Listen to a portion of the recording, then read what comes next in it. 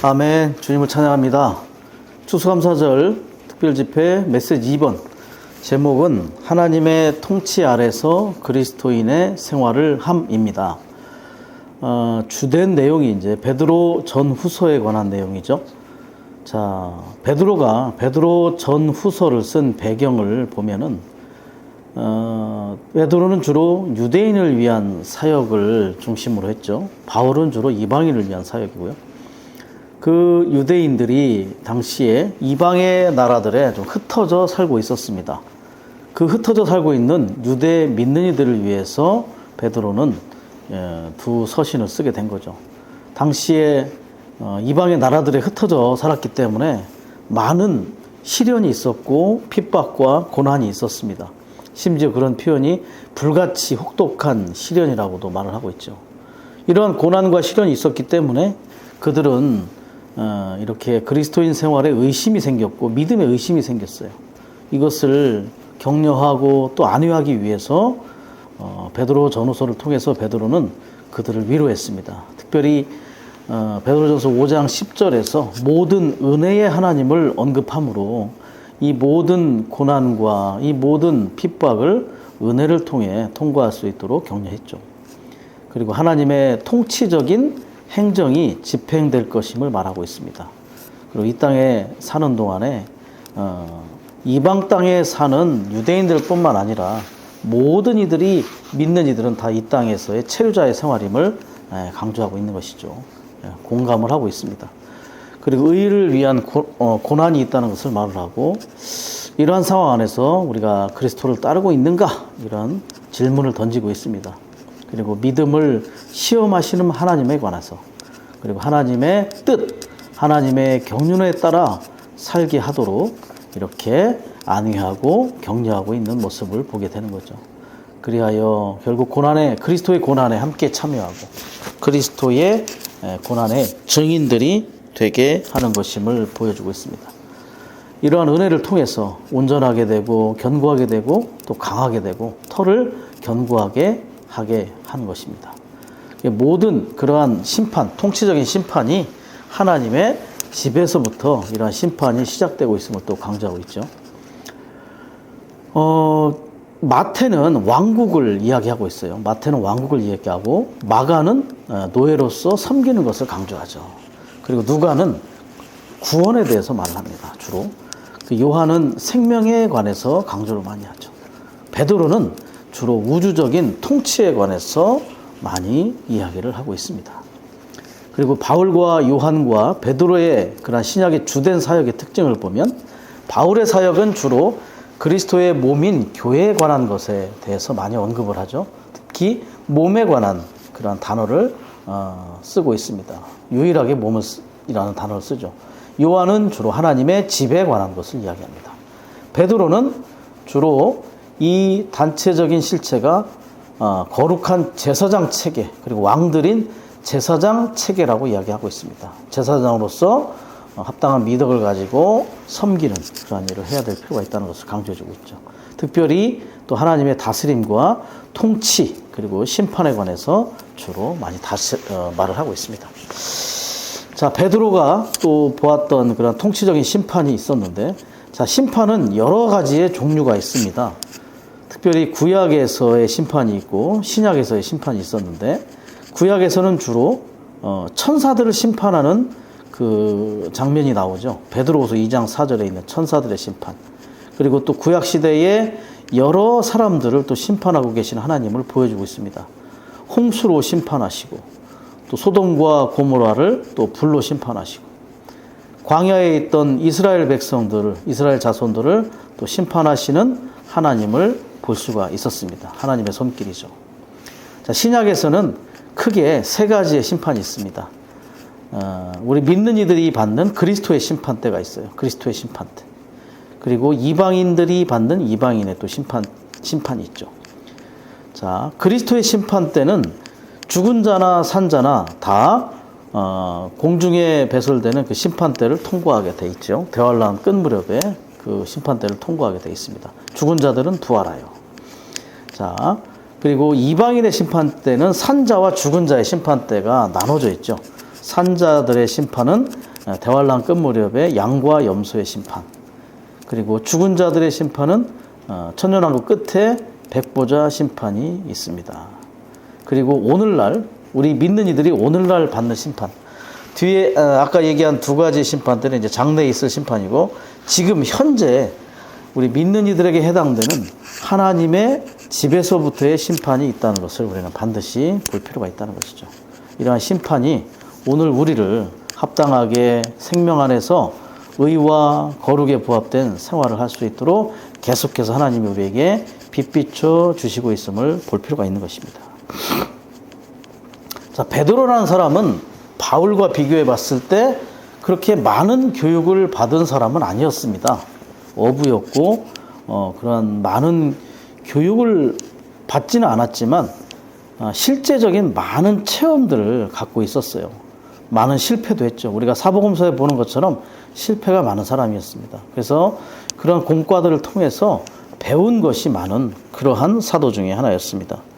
그리고 결혼을 해서 또 장모에 관한 이야기도 있죠. 또 인간 생활의 고난에 관해서도 아주 잘 알았기 때문에 더욱더 이러한 방면에 공감이 있고 더욱더 안위를 할 수 있는 그러한 역량이 있는 것을 우리가 볼 수가 있는 것이죠. 자, 로마숫자 1번입니다. 로마숫자 1번은 베드로전서와 베드로후서가 하나님의 우주적인 통치에 관한 것임을 이야기하고 있죠. 통치. 특별히 이 통치는 무엇을 위한 것이냐면 하나님의 경륜을 위한 것입니다. 특별히 하나님의 집에서부터의 심판이라고 이야기할 때 이 심판은 특별히 우리 믿는 이들이 주님을 더 깊이 누리게 할 수 있는 그러한 결과를 가져온다는 걸 볼 필요가 있습니다. 특별히 통치는 아래에서도 보겠지만 청소하시기 위한 겁니다. 이 메시지 안에서 우리가 볼 수 있는 것은 청소하시는 하나님, 아주 깔끔하시고 깔끔하게 청소를 잘 하실 수 있는 하나님을 또 우리가 만나볼 수 있습니다. 자, A번과 B번과 C번은 A번은 통치에 관해서 주로 얘기합니다. 베드로전서, B번은 베드로후서에서의 공급, 그리고 C번은 이러한 심판에 의한 통치를 우리에게 보여주고 있습니다. 자, A번은 베드로전서의 주제죠. 베드로전서의 주제가 하나님의 통치 아래에 있는 그리스도의 생활이죠. 생활. 특별히 하나님께서 그분께 선택받은 백성을 다루시는 하나님의 통치를 우리에게 보여준다. 통치적인 다루심에 관해서, 하나님의 백성들의 통치적인 다루심에 관해서 베드로전서가 이야기를 해주고 있다는 것이죠. B번은 베드로후서의 주제인데 이러한 통치가 있을 뿐만 아니라 베드로후서에서는 신성한 공급을 또 강조해주고 있습니다. 그분은 공급을 통해서 그러한 통치를 우리가 합당하게 잘 통과할 수 있도록 해주시는 분임을 알 수가 있습니다. 우리가 하나님께서 우리를 통치하시는 동안에 우리에게 필요한 모든 것, 필요한 것들은 모든 것이든 다 공급해 주시는 하나님이심을 우리에게 보여주고 있다는 것이죠. 10번은 이제 어떻게 통치하시느냐? 심판하심으로써 통치하신다. 하나님의 심판은 그분의 통치를 수행하기 위한 것이다. 통치의 수단이 바로 심판이라는 것을 우리에게 보여주고 있습니다. 심판은 영어로 judgment인데 심판은 의와 많은 관련이 있습니다. 자, 또 나중에 보겠습니다. 1번은 베드로전서와 후서가 하나님의 통치에 관한 책임으로 이 서신서들에서 하나님의 심판과 주님의 심판이 필수적인 항목들 중에 하나로서 반복하여 언급되고 있다. 특별히 여기서 하나님의 심판을 언급하고 주님의 심판을 따로 언급했다는 거죠. 하나님의 심판은 베드로전서 4장 17절에 나오는 것처럼 하나님의 집에서부터의 심판에서 보는 것과 같이 오늘 교회 안에서 하나님의 집에서 믿는 이들에게 일어나는 심판과 아주 밀접한 관계가 있겠고요. 현재 지금의 심판이죠. 주님의 심판은 장래에 주님이 다시 오실 때 일어나게 되는 그리스도의 심판 때 양과 염소의 심판, 또 후에 그러한 백보자의 심판, 이 모든 것들 장래의 심판과 많이 연관이 있는 것으로 보입니다. 2번은 주 하나님은 여러 종류의 심판을 통해서 우주 전체를 말끔히 치우시고 정결하게 하실 것이다. 이것은 하나님께서 새하늘과 새 땅을 얻으심으로써 그분의 기쁨을 위하여 그분의 의로 충만한 새로운 우주를 만드시기 위한 것이다. 예. 자, 심판의 주된 목적이 뭐라고요? 청소하시기 위한 겁니다. 청소를 잘 하시는 하나님께서 청소에 대한 그런 부담을 해방하시는 거죠. 자, 왕국의 본성과 맞지 않는 모든 것들을 다 제거하시고 모든 장애를 다 처리하실 것입니다. 특별히 성경에서 보면 오직 네 장에만 오염이 없어요. 창세기 1장과 2장, 그리고 마지막에 계시록 21장과 22장에서만 사탄의 오염이 없죠. 나머지 창세기 3장에서 계시록 20장까지는 이 사탄에 의해서 오염된 우주에 관한 이야기, 거기서 하나님과 사탄의 전쟁과 또 많은 방면들의 이야기가 언급되고 있죠. 그 창세기 3장과 계시록 20장까지의 모든 상황들을 하나님께서는 말끔히 그 오염들을 청소하실 필요가 있습니다. 그리고 나서 옛 하늘과 옛 땅이 끝나고 나서 새 하늘과 새 땅이 이제 도래하게 되는 것을 볼 수 있죠. 온 우주가 의로 충만한, 의라는 것은 옳은 것이죠. 하나님 앞에 사람 앞에 옳은 것만이 있는 그러한 상황을 보여주고 있는 것입니다. 자, 이제 우주를 청소하시는데 이제 대우주를 이렇게 청소하시죠. 뿐만 아니라 하나님께서는 개인 우리 믿는 이들 소우주인 우리 안에서도 매일매일 심판하심으로 우리를 청소하시는 하나님이심을 우리가 볼 필요가 있는 것이죠. 자, 심판의 근거가 바로 의라는 걸 볼 수 있습니다. 의에 부합될 수 있도록 그분은 심판의 일을 하시는 것입니다.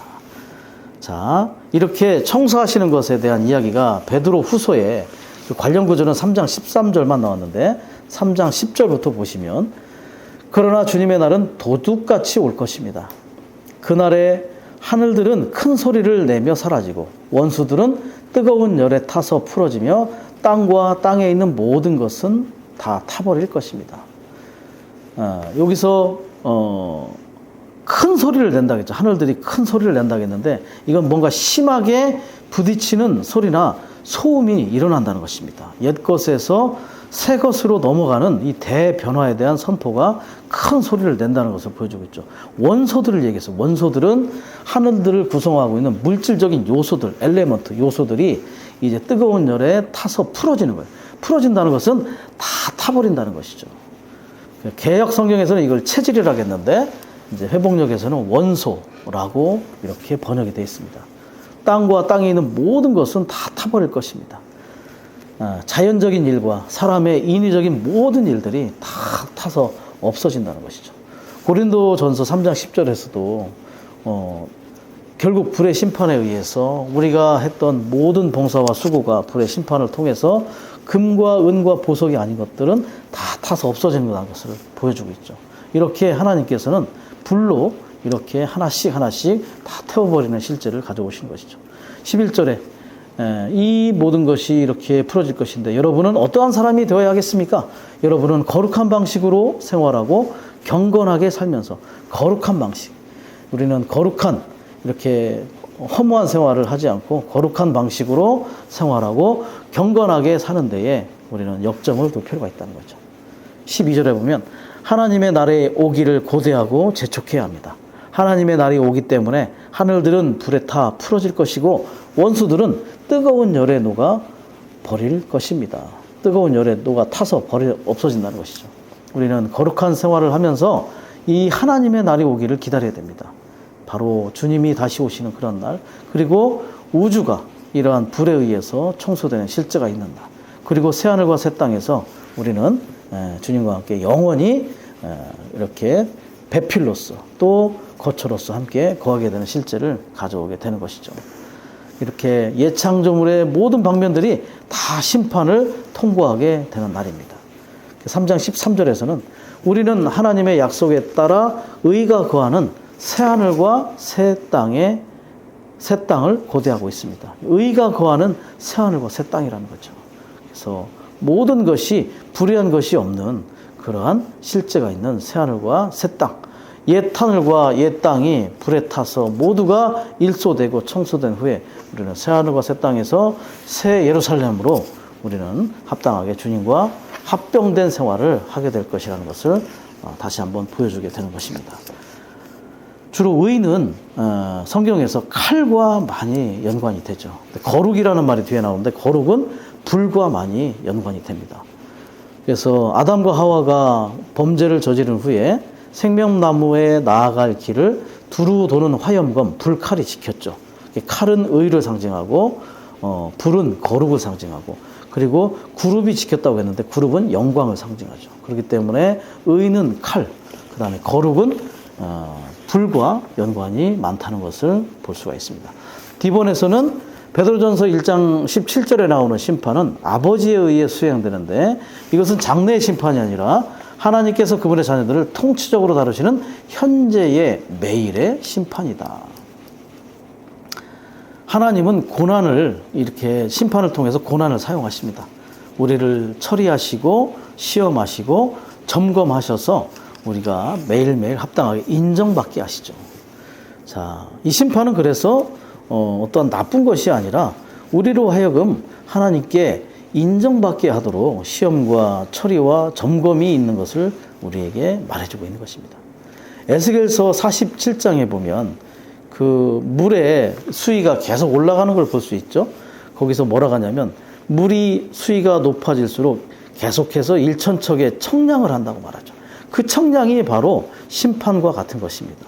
계속해서 우리를 심판하고 청량하심으로 발목에서 무릎에서 허리를 계속해서 올라올 때마다 우리 안에 있는 모든 것들을 심판하셔서 우리에게 하나님께 부합되지 않는 것들을 다 처리해 가시는 것을 보여주고 있는 것이죠. 마치 이런 것 같습니다. 옷감을 가지고 옷을 만들 때 옷을 만드는 치수에서 필요 없는 부분을 잘라내야 되죠. 그렇지 않으면 합당하게 맞는 옷을 만들 수가 없는 것이죠. 이렇게 심판하고 청량하는 것은 우리가 합당한 옷이 만들어질 수 있도록 옷감의 치수 안에 벗어나는 것들을 제하고 이렇게 버려지는 그러한 것들을 하게 된다는 것을 볼 수가 있는 것입니다. 심판은 그래서 우리가 인정받게 되고 그분께 소유되고 얻어지는 실제를 가져오는 역할을 한다는 것을 볼 수 있기를 원합니다. 그래서 우리에게 임하는 고난이 하나님의 통치와 하나님의 안배이라는 것, 그리고 하나님의 뜻이라는 것을 우리는 반드시 믿을 필요가 있습니다. 하나님의 다스림과 안배를 떠나서는 어떠한 믿는 이들에게 임하는 고난이나 시련이 없다. 그런 어려움은 없다는 것을 깨달을 필요가 있습니다. 모든 것들은 다 하나님의 안배에 의한 것임을 알 수가 있는 것이죠. 자, 1번의 아버지는 우리를 거듭나게 하심으로써 거룩하신 아버지와 거룩한 자녀들로 이루어진 거룩한 가족을 산출하셨다. 자, 의가 있고 거룩이 있습니다. 의는 주로 외적인 나타남이죠. 거룩은 내재적인 안에서 일어나는 일을 볼 수가 있습니다. 의는 칼과 관련이 있고 거룩은 불과 많은 관련이 있습니다. 2번, 거룩한 자녀들인 우리는 거룩한 생활 방식으로 행해야 한다. 그렇지 않으면 하나님 아버지는 그분의 통치 안에서 재판관이 되셔서 우리의 거룩하지 않은 것을 다루실 것이다. 자, 징계받고 정결하게 되어서 어떻게 되어야 되느냐? 믿지 않은 이들과 분별될 필요가 있어요. 우리가 그러한 징계와 정결이 없고 우리가 거룩한 생활 방식으로 사는지 살지 않는지를 우리가 심판받지 않는다면, 분별되지 않는다면 우리는 그들과, 이 믿지 않는 이들과 동일한 운명으로 떨어지게 되겠죠. 우리는 하나님을 믿지 않는 이들과 동일한 운명이 되어서는 안 되는 것이죠. 그렇기 때문에 그분은 계속해서 자녀들인 우리를 징계하시고 정결하게 하시고 우리가 분별되게 하는 일을 하시고 계심을 알 수가 있습니다. 자, 그리고 이제 이러한 거룩한 생활 방식을 통해서 우리가 생명을 정결하게 하는 일을 하고 있다는 것. 하나님께서는 계속해서 우리의 생명을 정결하게 하고 계십니다. 자, 고난과 역경이 없으면 끊어버릴 수 없는 많은 끈질긴 죄와 정욕이 있어요. 그렇기 때문에 하나님께서는 고난을 사용하시고 계신 것이죠. 많은 이들이 고난을 통해서 생명 안에서 자라고 또 고난을 통해서 온전하게 됨을 알 수가 있습니다. 만약에 곡식이 있는데 그 곡식이 충분한 햇빛이 없으면 완전히 익을 수 없는 것과 같습니다. 가을 거지를 하고 나면 햇빛에 바짝 말리는 것을 알고 있을 수 있죠. 강한 햇빛에 쬐일수록 세상에 속한 것들이 빠져나가고 합당하게 이렇게 수확할 수 있는 그러한 수확물이 나타나는 걸 우리에게 볼 수 있죠. 그렇기 때문에 이런 환경적인 고난을 통해서 하나님께서는 우리에게 더욱더 온전하게 하시고 생명이 자라게 하고 심지어 성숙하게 하심을 우리는 알 수가 있는 것이죠. 뿐만 아니라 이러한 고난이 있을 뿐만 아니라 베드로전서 5장 10절에 모든 은혜의 하나님 그분께서는 은혜를 공급하십니다. 우리를 직접 온전하게 하시고 견고하게 하시고 강하게 하시고 털을 튼튼하게 하심을 볼 수가 있죠. 그래서 고난을 주시지만 그러한 고난이 이런 은혜를 기반으로 하여 넉넉히 또 통과하며 우리는 공과를 통과할 수 있는 실제를 가져오게 되는 것이죠. 베드로는 모든 은혜의 하나에 모든 은혜 또 다양한 은혜를 언급했지만 바울은 또 충분한 은혜라고 했어요. 그에게 가시가 있었지만 그 가시조차도 은혜라고 말하는 것이죠. 왜냐하면 그 가시가 아니었다면 바울은 자고하고 교만해질 수 있기 때문에 그것이 그에게 은혜가 될 수 있는 것입니다. 그렇기 때문에 결과적으로 고난은 은혜와 함께 동반되고 심지어 고난이 이러한 은혜와 같다는 것을 우리는 다시 한번 볼 수가 있는 것이죠.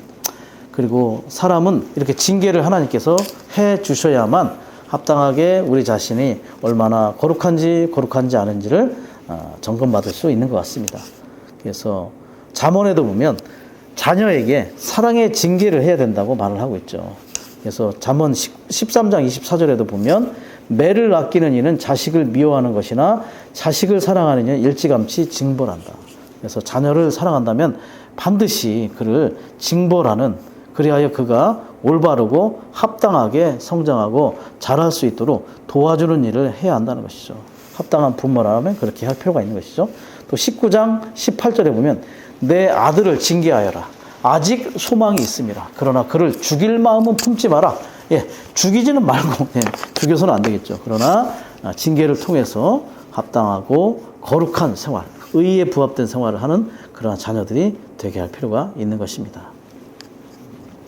자, 믿는 이가 소유하는 그러한 영적인 풍성의 분량은 그가 체험하고 또 고난의 그러한 체험의 분량에 따른 것을 알 수가 있어요. 그가 얼마나 고난을 통과했는가. 그것이 우리의 영적인 풍성의 어떠한 정도를 결정해 준다는 것이죠. 그래서 우리는 합당하게 이러한 고난이 우리에게 필요하다는 것을 보여주시고 그래서 우리가 또 더 알 필요가 있다는 것이죠. 야곱의 예를 보더라도 그는 일생 고난과 징계의 그러한 생활임을 볼 수가 있습니다. 그 고난과 징계를 통해서 그는 변화와 성숙의 과정에 도달하게 됐죠. 그가 마지막에 한 말은 나를 일생 동안 목양하신 하나님이라고 고백을 합니다. 야곱은 징계와 고난의 일생을 살았지만 그 징계와 고난이 결국은 하나님의 목양하심이라는 것을 고백하지 않을 수 없다는 것을 다시 한번 볼 수가 있는 것이죠. 계시록 12장 5절에도 보면 다스리다라는 말이 결국은 목양하다는 말과 같습니다. 그 다스림이 헬라어로 포이마이노인데 이것은 요한복음 21장에 나오는 목양하다는 말과 동일한 헬라어 단어를 쓰고 있는데 그것은 바로 같다는 것을 얘기하죠. 그래서 다스리는 것은 결국 목양하는 것입니다. 하나님이 우리를 통치하시는 것은 결국 우리를 목양하는 방식으로 통치를 하시는 것이죠. 그분이 우리를 징계하시고 또 고난 가운데 두시는 것은 우리를 목양하시는 또 다른 방면임을 우리는 반드시 볼 필요가 있겠습니다. 2번, 하나님의 통치에서 징계하는 심판은 하나님의 집에서부터 시작된다. 이 믿는 이들이 하나님의 집의 자녀들로서 어떠한 근거를 갖기 위해서 우리가 먼저 심판을 받는 것입니다. 하나님의 집인 그 성막을 한번 보겠습니다. 구약의 하나님의 집인 성막. 바깥 마당에 뭐가 있냐면 놋재단이 있고 또 놋 물두멍이 있어요. 그리고 놋 기둥이 있죠. 놋 기둥 위에는 하얀 세마포가 있습니다. 자, 놋은 무엇을 상징합니까? 놋은 심판을 상징하죠. 자, 세마포는 하얀 세마포는 하얀색은 의를 상징합니다. 그렇기 때문에 놋 기둥 위에 심판 위에 뭐가 있냐면 세마포에 의의 표준이 있다는 것을 알 수가 있죠. 곳곳에 놋이 아주 많습니다. 하나님의 집인 성막에 놋이 많다는 것은 하나님의 집에 심판이 곳곳에 있다는 것을 우리에게 보여주고 있고 놋 기둥 위에 세마포가 있다는 것은 의의 표준이 있다는 것을 보여주고 있는 것입니다. 특별히 제가 논물두멍을 좀 언급하겠습니다. 논물두멍, 반드시 물두멍에서 손과 발을 씻고 나서 제사장들은 봉사를 해야 합니다. 씻지 않으면 자칫하면 죽음을 면치 못했어요. 그래서 합당하지 않은 것들을 다 씻어낼 필요가 있었죠. 그 논물두멍의 놋이 바로 심판을 상징하고, 또 이 놋은 무엇으로 만들었냐면 성막에서 봉사하는 그 여인들의 거울로 만들었습니다. 놋거울. 거울은 뭘 하는 것이죠? 자신을 비춰보는 것이죠. 봄으로 놋거울로 심판을 하는 것을 볼 수가 있죠. 물두멍은 씻는 기능입니다. 에베소서 5장 26절에 말씀 안에 있는 씻는 물, 거기서 말하는 씻는과 물두멍이 이제 같은 동일한 말임을 알 수가 있죠. 그렇기 때문에 말씀으로 씻는 그러한 실제가 있습니다. 논물두멍 안에서 우리는 거울로서, 놋으로서 심판받고 또 말씀으로 씻어내는 그러한 체험이 있다는 것이죠. 하나님의 집 안에는 이렇게 심판도 있고 씻어냄도 있고, 그리고 하나님의 의의 표준인 그런 세마포가 있다는 것입니다. 이렇게 하나님께 속하지 않은 모든 것들을 심판받고 끝내야만 성소 안에 들어갈 수 있고, 그곳에서 임재의 떡을 누릴 수 있고, 또 지성소 안으로 이끌려서 영광이 가득한 하나님의 임재를 누릴 수 있는 것입니다. 그래서 우리는 우리의 사상과 야망과 교만이 다 심판을 통해서 끝나야 담을 우리는 반드시 볼 수 있기를 원합니다. 자, 1번. 하나님은 그분의 통치에 부합하지 않는 모든 것을 심판하신다. 그러므로 이 시대에서 하나님의 자녀들은 우리는 하나님의 매일의 심판 아래에 있다. 매일의 심판입니다. 우리는 매일매일 이 심판의 빛 아래 있을 필요가 있는 것이죠. 왜 매일 심판하겠습니까? 하나님의 자녀들은 모든 방면에서 하나님을 대표하고 표현해야 할 필요가 있어요. 하나님을 대표하는 왕으로서, 또 하나님을 표현하는 제사장의 기능을 나타내야 되는데, 그렇기 때문에 이 하나님을 대표하고 표현하는 그러한 일을 하는 자들을 그냥 놔두실 수가 없죠. 항상 점검하고 심판하고 징계해서 합당하게 표현하고 대표하도록 할 필요가 있다는 것이죠. 자, 베드로전서 1장 17절에 근거하여 우주적인 왕국에서 그분의 복음에 순종하지 않고 통치의 거역적인 사람들을 심판하실 분명한 근거를 갖기 위해서 먼저 하나님의 자녀들을 심판하시는 것입니다. 그들의 자녀들을 심판하지 않고 어떻게 사탄과 또 공중의 권세 잡은 자들과 온 우주 만물을 심판하실 수가 있겠습니까? 사탄도 지켜보고 있죠. 하나님의 자녀들이 합당하게 이러한 공과를 통과하고 있는지를 보고 있기 때문에 그러한 근거를 갖기 위해서 우리가 먼저 심판을 받는 것입니다. 중국 고서에 보면 수신제가 치국평천하라는 말이 있죠. 수신제가 자기 집을 먼저 잘 다스려야 나라를 다스릴 수 있다는 것입니다. 자기 집의 아내와 자녀들을 제대로 다스리지 못하고 어떻게 나라를 다스릴 수 있는가, 이런 말이죠. 하나님께서도 그분의 집 안에 있는 자녀들이 먼저 합당하게 심판 아래 있고 의와 거룩에 부합된 그러한 생활을 해야만 온 우주 만물을 심판할 수 있는 근거를 갖게 되시는 것입니다. 2번, 하나님은 그분의 통치적인 행정의 심판을 하실 때 불같이 혹독한 시련을 사용하심으로써 믿는 이들을 다루시는데, 이러한 심판은 그분 자신의 집에서부터 시작된다. 같은 말입니다. 그분의 자신. 자, 불같이 혹독한, 불태우는 거죠. 자, 불은 거룩과 관련이 있다겠습니다. 거룩하지 않은 모든 것들을 다 불태우는 겁니다. 자, 불태운다는 건 특별히 금과 은을 재련하기 위해서 용광로에서 태우는 것과 같습니다. 아주 순도 높은 금과 은을 갖기 위해서 불순물들을 제거하기 위해 불에 아주 뜨거운 열에 이렇게 가해지는 걸 볼 수 있죠. 우리도 동일하게 이렇게 불같이 혹독한 시련을 통해서 우리가 합당하고 거룩한 생활을 할 수 있다는 것이죠. 그래서 이걸 이상하게 여기지 마라. 이상하게 여기지 말라는 건 보통 있는 일이다. 왜? 하나님의 자녀들을 합당하게 하나님을 대표하고 하나님을 표현하는 이들로 만들기 위해서 그분은 이러한 통치적인 심판을 사용하신다는 걸 보여주고 있는 것이죠. 그래서 우리는 하나님의 다스리는 그러한 손이 우리와 함께 한다는 것을 알고 보아야 합니다. 세상 사람들이 의미 없이 공허하게 고난을 당하는 것처럼 통과하는 것이 아니죠. 하나님의 손이 우리와 함께 하십니다. 때로는 우리의 건강의 문제, 어떤 환경의 문제, 또 사람들과의 문제 안에서 우리는 고난과 환경을 통과할 수 있습니다. 그럴 때 우리가 그것에 관해서 불평하고 논쟁하고 심지어 쓸쓸하게 여긴다면 그것은 합당한 통과의 방법이 아닐 것입니다. 그러한 상황이 올 때마다 우리는 하나님의 통치를 보고 알아야 한다는 것이죠. 우리 안에 있는 부정적인 것들을 말끔히 치우시고 또 정결하게 하시는 그분의 손길을 깨달을 필요가 있습니다. 그래서 우리는 세상 사람들이 당하는 고난과는 다른 무의미한 고난이 아니라 아주 유의미한 의미가 있는 고난임을 우리는 깨달을 수 있기를 원합니다. 그리고 하나님이 이렇게 직접적으로 고난을 주시기도 하지만 또 사탄과 세상이 시기하여 핍박을 당하는 경우도 있습니다.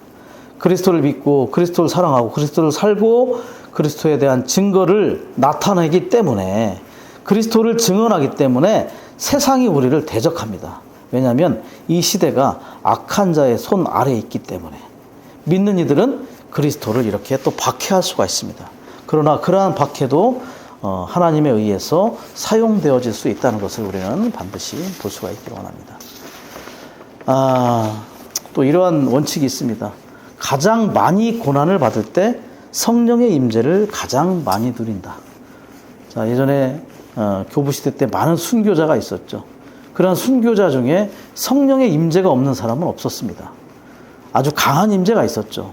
그런 자만이 강한 증언을 할 수 있고 증인이 될 수 있고 또 고난을 받을수록 성령께서 우리와 더욱더 많이 함께 하신다는 것을 우리는 반드시 깨닫기 원합니다. 그리고 이러한 심판의 목적이 3번 무엇입니까? 영 안에서 하나님을 따라 살도록 하는 것이다. 심판의 목적은 우리가 영 안에 있기 위한 것이고 영 안에서 하나님을 따라 그분의 임재를 따라 계속해서 동행하고 그분을 살아내는 것이 심판의 목적인 것이죠. 우리를 영 안에 있도록 지성소 안으로 인도하는 것입니다. 하나님의 영광이 가득하도록 그리고 그곳에서 감추인 만나를 몫으로 누릴 것이고 심지어 지성소 안에 언약궤 안에 언약의 두 돌판이 있어요. 그 심판대에 두 돌판이 있습니다. 그 심판대가 우리를 계속 또 비추고 있죠. 영 안에 있다면 심판대에 언약의 두 돌판이 계속 강하게 우리를 또 비추고 있습니다.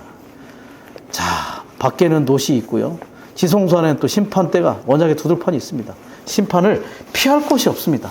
심판은 우리에게 생활이고 우리의 어떠함이라는 것을 우리가 볼 수가 있죠. 하나님은 계속해서 곳곳에 심판을 우리에게 하실 수 있도록 모든 것을 안배해 놓으셨음을 알 수가 있는 것입니다. 자, 2번은 로마서 2번은 베드로 서신서들이 그리스도인의 생활과 통치를 결합하여 하나님의 통치와 그리스도의 생활이 한 쌍으로 함께 한다는 것을 계시한다는 거죠. 자, 생활과 통치가 결합되었습니다. 우리의 생활과 하나님의 통치가 결합되었다는 것. 이건 뭐냐? 하나님의 통치를 생각할 때마다 이 그리스도의 생활이 무엇인가를 우리가 함께 고려해 봐야 된다는 거죠. 통치가 있을 때 우리의 생활이 어떠한가를 볼 필요가 있습니다. 우리는 누림직한 그리스도의 생활뿐만 아니라 하나님의 통치를 생각하는 그러한 생활을 하는 자들이 될 필요가 있습니다. 자, A번. 삼위일 하나님은 그리스도 안에서 긴 과정을 통과하셨죠. 생명 주는 영이 되셔서 우리 안에 내주하십니다. 이것은 우리 그리스도인의 생활을 위한 것이죠. 자, 생활이라는 단어는 바로 생명의 활동이 생활입니다. 생명이 없으면 생활을 할 수가 없어요. 개의 생명은 개의 생활을 하게 하죠. 사람의 생명은 사람의 생활을 하게 합니다. 그가 타고난 생명만을 가지고 있다면 그의 생활은 타고난 생명의 생활을 나타내게 될 것입니다. 그러나 그에게 생명 주시는 영, 하나님의 생명이 내주에 계시다면 그는 합당한 그리스도인의 생활을 살아내고 그러한 생명의 활동을 하는 자가 되겠죠. 자, 저는 고린도전서 15장 45절에서 생명 주는 영을 우리가 많이 강조하는데 이번 메시지에서 마지막 아담임이라는 그 마지막이라는 단어가 많이 이렇게 와 닿았습니다. 마지막이라고 할 때, 더 레스트, 마지막이거든요. 더 이상은 없다는 것이죠. 마지막 아담께서 아담으로서의 마지막이시기 때문에 그 생명 주는 영이 우리 안에 오시면 우리 안에서 더 이상의 아담은 필요 없다, 이런 말입니다. 더 이상의 타고난 생명, 더 이상의 옛사람, 더 이상의 옛창조에 속한 것은 이제 없다. 그분이 마지막 아담이시다. 그분께서 이 모든 것들을 처리하셨다는 것을 우리에게 보여주는 것이죠. 이 생명 주는 영은 우리 안에서 새 사람의 생활, 새 창조의 생활, 새로운 것의 어떠함을 계속해서 산출해내 주고 있음을 보여주는 것이죠. B번, 동시에 삼위 하나님은 여전히 우주의 창조주이시자 우주의 통치자이시다. 자, 창조주라는 말이 이번에 아주 또 새롭게 와닿았어요. 전도서 12장 1절에 보면 젊은 날에 너의 창조주를 기억하라. 창조주를 기억하라. 특별히 젊은이들에게. 무슨 얘기냐면 젊은이들이 너무 교만하거나 주제 넘어서는 안 된다는 얘기입니다. 창조주. 우리는 피조물이죠. 우리를 창조하신 분이 있다는 것을 볼 필요가 있습니다. 우리는 다만 질그릇들입니다. 하나님께서 토기장이시고 하나님께서 주권을 가지신 분임을 우리가 인정할 필요가 있기 때문에 우리는 주제 넘어서는 안 됩니다. 그분이 우리의 창조주이시고 심지어 우리를 물질적인 방면에 만지셨을 뿐만 아니라 우주도 창조하셨을 뿐만 아니라 우리를 물질적으로 창조하셨을 뿐만 아니라 심지어 현재에서도 우리가 그분을 창조주로 누리셔야 합니다. 우리의 모든 환경들을 창조하시고 우리의 모든 환경을 안배하시는 그러한 환경의 창조주이신 하나님, 이러한 분을 우리가 또 한 번 알아야 될 필요가 있죠. 그 창조주가 바로 우리의 통치자이십니다. 그분이 모든 것들을, 환경도 모든 사람도 모든 것들을 창조하시고 또 안배하시고 인도하시고 심지어 심판하시고 통치하시는 분이심을 우리는 깨달을 필요가 있는 것이죠. 로마서 8장에서 말하는 것처럼 모든 것이 협력하여 선을 이루듯이 그분은 창조주로서 모든 것을 만들고 인도하고 계심을 볼 필요가 있습니다. 이렇게 대우주 안에서도 창조주이시고 소우주인 개인 안에서도 그분은 창조주로서 많은 사람과 많은 일들을 우리에게 안배하고 계십니다. 이러한 이유로 1번, 우리에게는 하나님의 통치적인 다룸이 필요하다. 우리 안에, 우리 육체 안에 여전히 죄가 있고 악한 것들이 많이 있습니다. 그래서 통치적인 다룸을 통해서 우리는 계속해서 청소를 해야 하죠. 그래서 우리는 우리가 받는 고난을 기쁨으로 견딜 수 있도록 더욱더 주님께서 우리의 창조주이시고 통치자이심을 계시로 알 필요가 있습니다. 2번, 그리스도인의 생명이 자라려면 우리에게는 하나님의 통치에 속한 징계가 필요하다. 그렇죠. 주님 안에서 자라기 위해서 신성한 요소들이 우리 안에 더해질 뿐만 아니라 또 말끔하게 청소되고 치워져야 할 필요가 있습니다. 이것을 영적인 신진대사라고 말합니다. 무언가는 신성한 요소들이 들어오고 뭔가 합당하지 않은 것들 그리고 타고난 것들은 비워져야 될 필요가 있다는 것. 그분의 신실한 청소 안에 우리 자신을 더욱더 열어드릴 필요가 있습니다.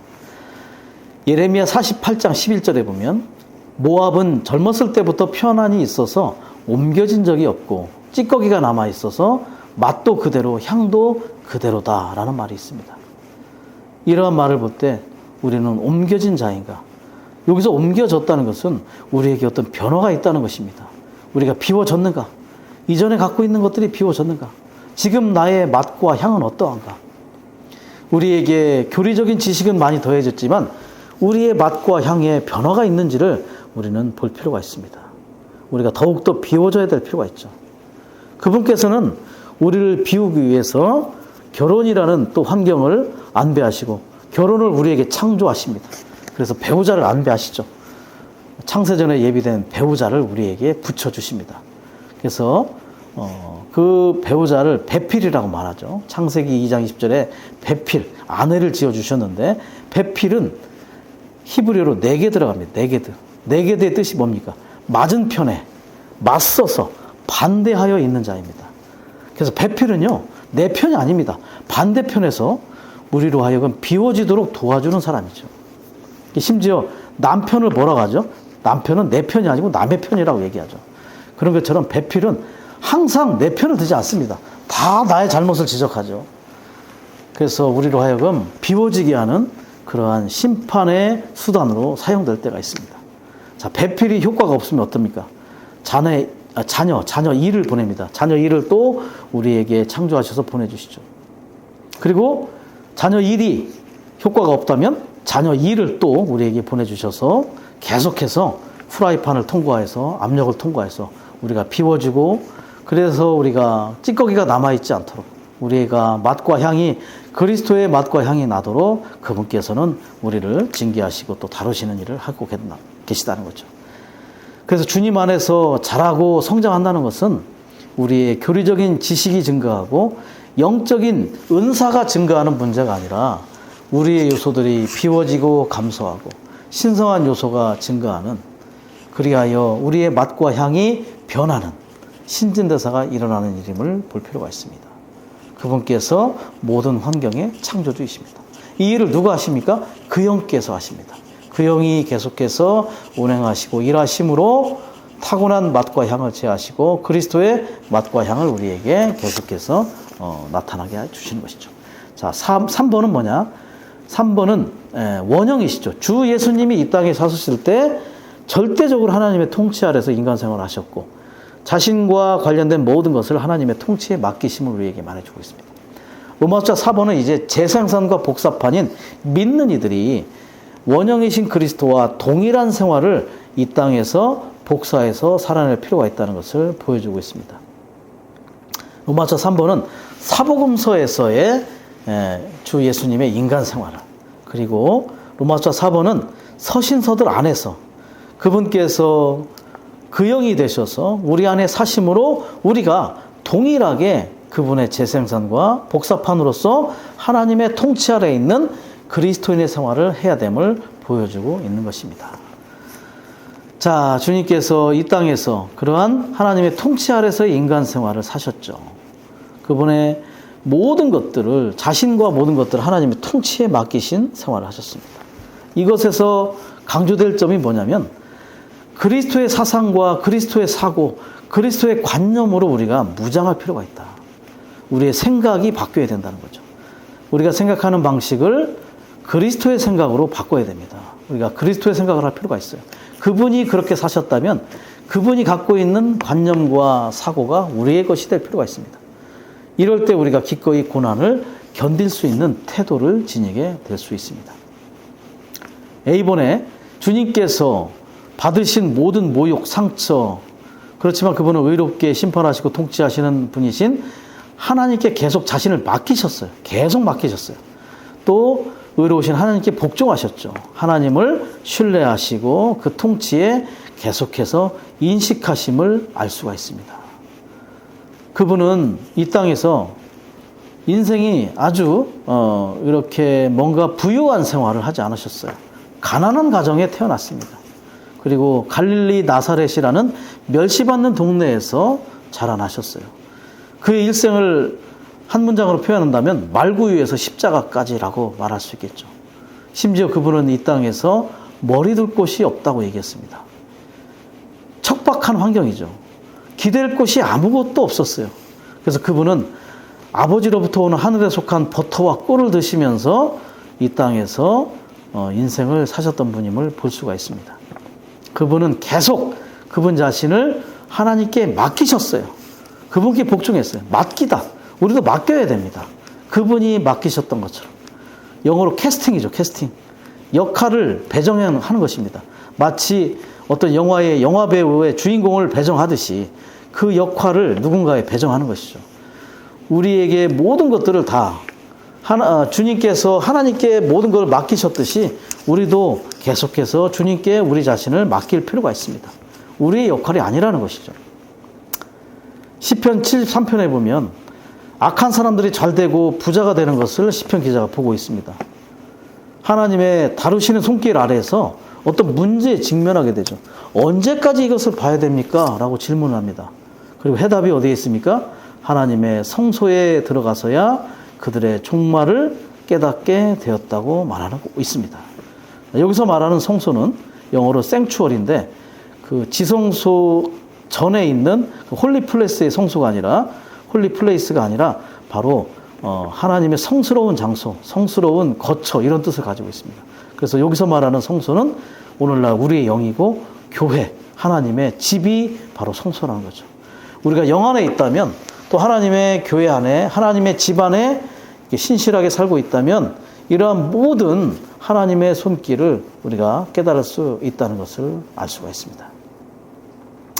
이 세상의 많은 일들이 공정하지가 않죠. 의롭지도 않고 균형 잡히지도 않았습니다. 그래서 이러한 일들을 우리 스스로 판단할 것이 아니라 그분의 통치에 모든 것을 맡길 필요가 있습니다. 나라도 요즘에 어수선하고 아주 흉흉하죠. 이 모든 것들을 다만 보좌에서 행정을 집행하시는 그분께, 그분의 통치에 맡기는 것이 필요하고 우리는 그것을 위해서 기도하는 자들이 될 필요가 있습니다. 우리는 나라가 안정되어 평안 가운데 복음을 전파하고 또 북한의 왕국 복음이 전파될 수 있도록 나라의 안정, 평안을 위해서 계속해서 또 행정 안에서 집행하시는 주분께 기도할 필요가 있겠죠. 자, 하나님께서 사람이신 그리스도께 조언해 주셨을 때 그리스도께서 하나님을 접촉하시는 것을 통해서 그분의 속부분들이 하나님과 하나 되었고 그분을 가르치셨다. 예. 접촉이 필요합니다. 접촉. 그분은 계속해서 하나님을 접촉하신 분이셨습니다. 그렇기 때문에 속부분들이 하나님과 하나 되셨고 그럴 때 하나님의 가르침을 받으실 수가 있는 것이죠.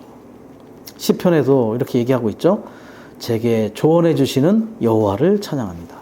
밤마다 저의 속부분들이 저를 가르칩니다. 그분과의 접촉을 통해서 그 접촉이 속부분들과의 하나 안에서 계속해서 가르치고 우리는 배우는 학자의 영을 유지할 수 있는 것이죠. 자, 4번은 이제 하나님의 자녀들, 믿는 이들로서 우리가 어떻게 하나님의 통치 아래서 그리스도의 생활을 하는지를 보여주고 있습니다. 우리도 동일하게 이러한 고난을 통과하고 있죠. 그리스도를 따르는 자들로서 그분이 이 땅에서 갔던 길을 동일하게 발자취를 따라가고 있습니다. 특별히 빌립보서 3장 10절에 보면 그리스도의 고난의 교통에 참여한다고 되어 있죠. 고난의 교통. 우리는 그리스도의 풍성에 참여하는 자들일 뿐만 아니라 그리스도의 고난에도 참여해야 합니다. 이걸 특권이라고 했어요.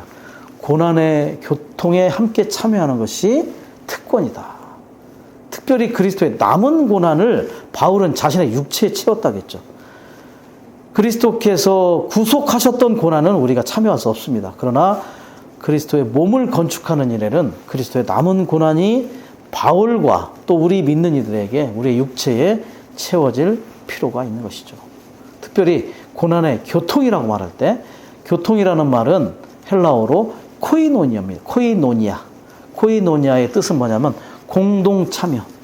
우리는 그리스도가 고난을 겪었던 것처럼 우리는 공동 참여함으로 말미암아 그분의 남아있는 고난을 우리가 체험할 필요가 있는 것입니다.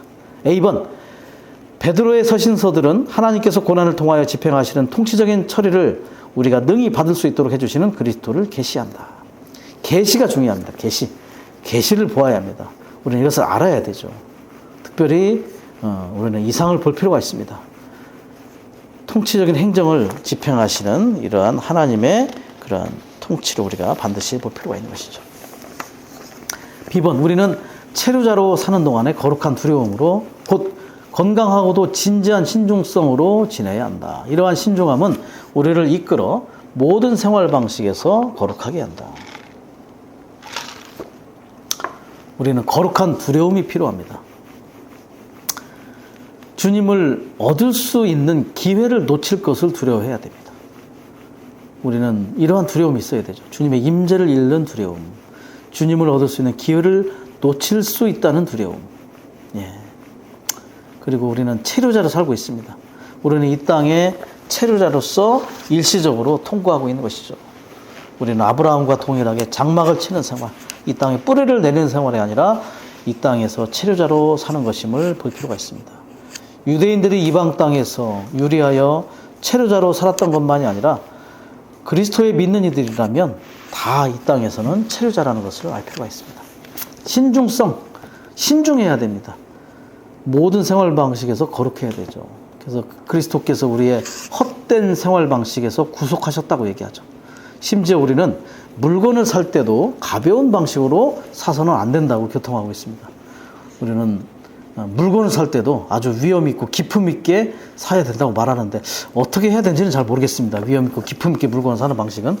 어쨌든 우리는 모든 행동과 모든 생활 방식에서 아주 장중하고 신중하고 위험 있고 기품 있는 하나님을 대표하는, 우리가 하늘에 속한 대사들이지 않습니까? 이 땅에서 어느 나라의 대사관의 대사가 신중하지 않고 옷을 함부로 입거나 그러지 않습니다.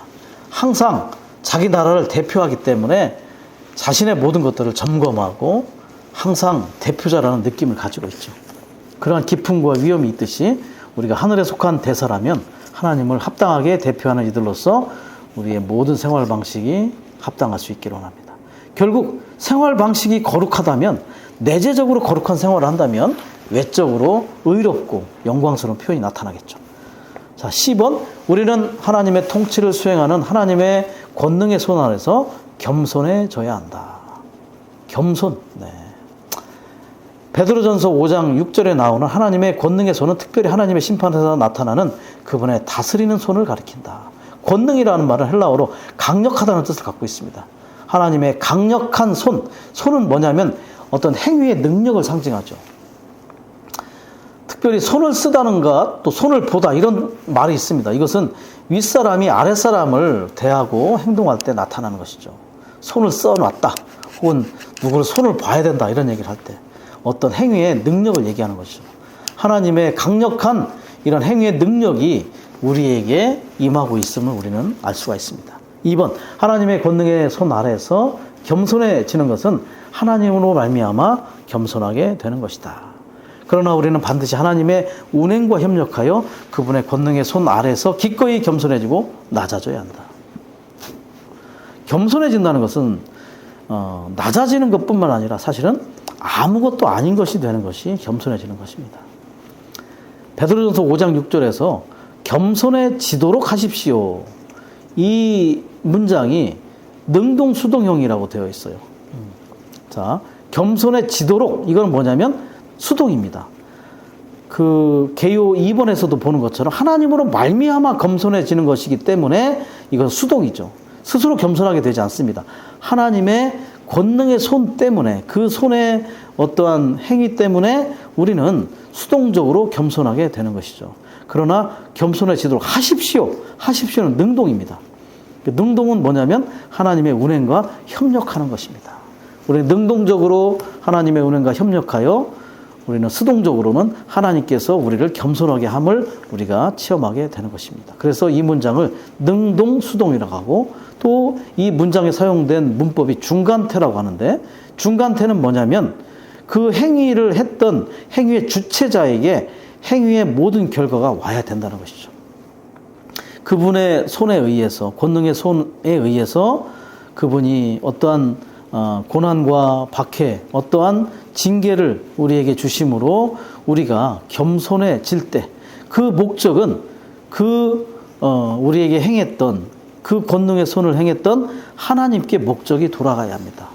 결국은 그분을 대표하고 그분을 표현하는 일을 할 수 있는 그러한 문장이 되는 것이죠. 그래서 능동수동, 중간태, 이것을 그냥 또 참고적으로 알기를 원합니다.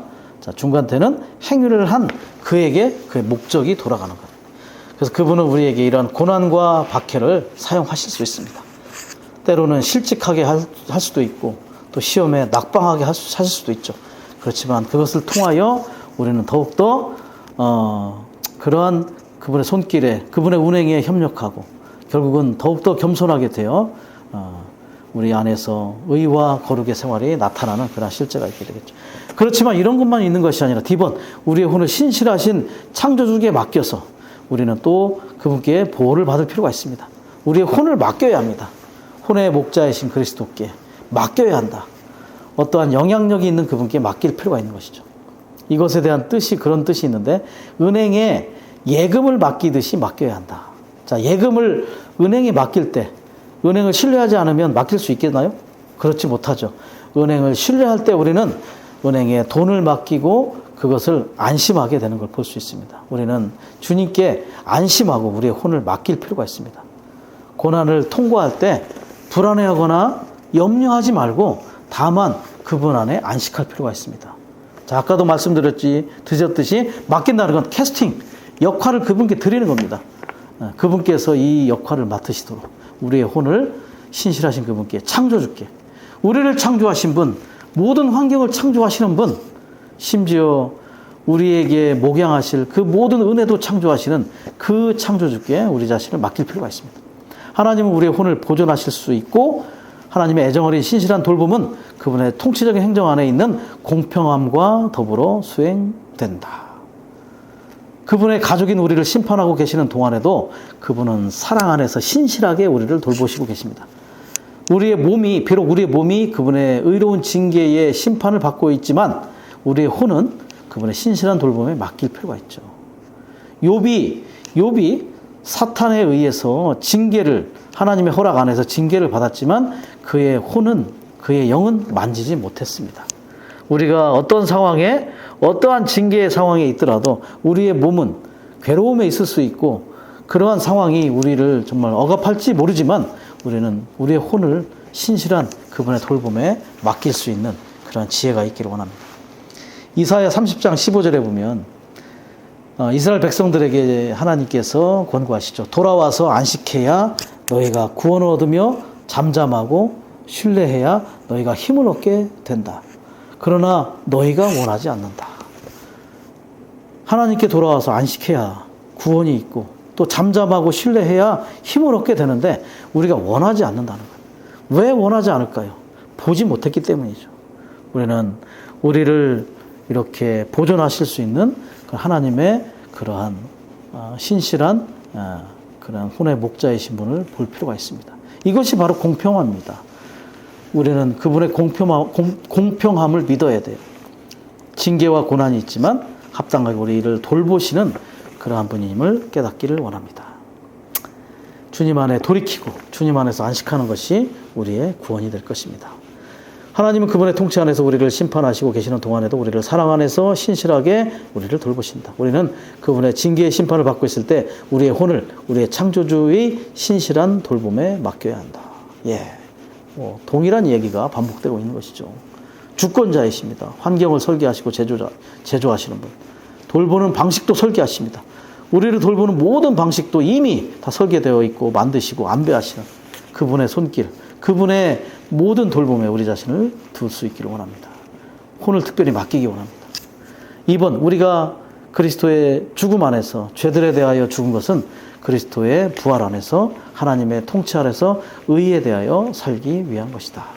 자, 죽음과 부활을 체험해야 될 필요가 있습니다.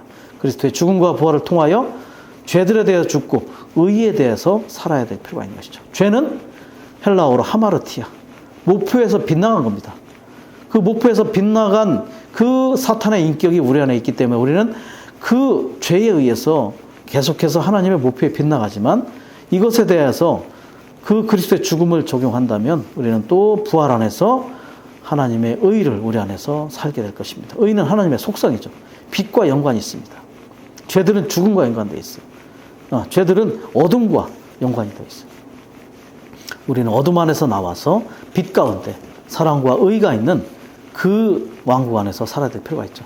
이러한 속성이 우리에게 가득할 필요가 있습니다. 아멘. 하나님의 통치는 의 위에 세워진다. 하나님의 통치 아래 사는 하나님의 백성으로서 우리는 반드시 의로운 생활을 해야 한다. 시편 89편 14장에도 의와 정의가 하나님의 보좌의 기초라고 얘기하고 있죠. 의가 세워지지 않는다면 주님의 보좌가 무너지게 되어 있습니다.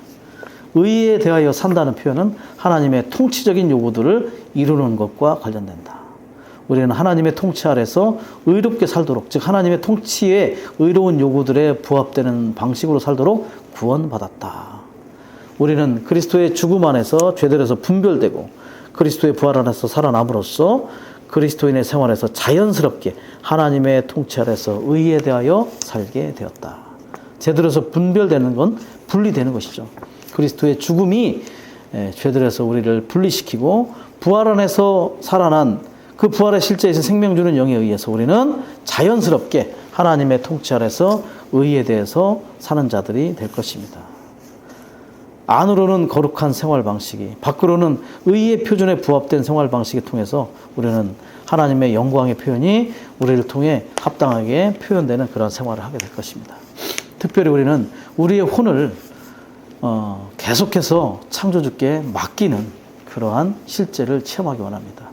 밖의 환경에 주목하지 말고 그 환경을 우리가 통과하면서 우리의 혼은, 우리의 생각, 우리의 감정, 우리의 의지, 특별히 감정 안에서의 그런 슬픔과 또 아픔과 기뻐함이 없는 모든 것들, 그리고 생각 안에서 혼란한 모든 것들을 다 우리는 창조주께 맡김으로 이 혼, 우리의 생각과 감정과 의지가 하나님에 의해서 목양받고 또 이런 고난을 통과함으로 한 단계 더 전진하고 생명이 성장하고 자라고 합당하게 하나님을 의와 거룩과 영광의 방식 안에서 표현하고 대표하는 그러한 하늘에 속한 대사들로서 이 땅에서 참되게 증거로 서 있는 그러한 자들이 될 수 있기를 원합니다. 하나님의 통치와 하나님의 다스림 안에서 주님의 손길을 인식하고 주님 안에서 사는, 그분과 동행하는, 그분의 임재 안에 있는 그러한 자들로 발견되기를 소망하고 기대합니다. 아멘.